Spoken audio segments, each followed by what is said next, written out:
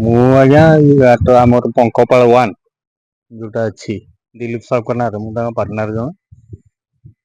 ଆମର ତ ଘାଟ ଚାଲିଛି, ଆମର ତ ରୟାଲଟି ଡିପୋଜିଟ୍ ହେଇଛି, ପରମିଟ୍ ବି ଇସ୍ୟୁ ହେଇଛି ଗଭର୍ଣ୍ଣମେଣ୍ଟକୁ ଯାଇକି ଆପଣ ଯାଇକି ତହସିଲରେ ଇନକ୍ୱାରି କରିପାରନ୍ତି, ମାଇନିଂ ଅଫିସରେ ଇନକ୍ୱାରି କରିପାରନ୍ତି ଆପଣ। ଆମର ଯାହା ସିଏମ୍ ଅଛି ସେଇ ଅନୁସାରେ ଅଛି, ମେସିନ ବି ଲାଗିଛି, ମେସିନ ର ଆମର ଲିଜ୍ ଏଗ୍ରିମେଣ୍ଟରେ ମେସିନ ବି ଆପଣଙ୍କର ମେନସନ ହେଇଛି। ସେଟା ପଙ୍କପାଳ ଟୁ ଘାଟ।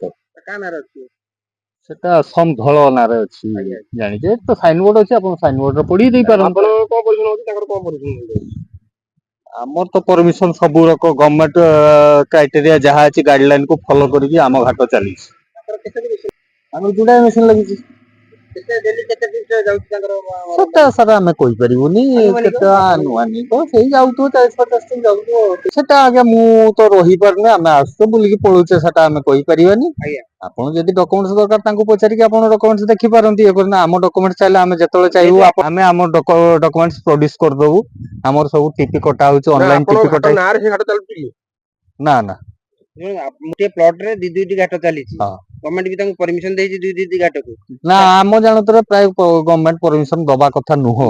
ଯଦି ନ ଦେଇଛି ତାର ବି ଘାଟ 2 ନମ୍ବର ଘାଟ ଯୋଉ ଚାଲିଛି ଇଲିଗାଲି ଚାଲିଛି, ଆଜ୍ଞା। ଆପଣ କାହାକୁ ଅଭିଯୋଗ କଲେଣି ନା କରିନାହାନ୍ତି ସେ ନା ଆମେ ବିଷୟରେ? ତ ଜଣେଇଛୁ, ହାୟର ଅଥରିଟି କୁ ଜଣେଇଛୁ।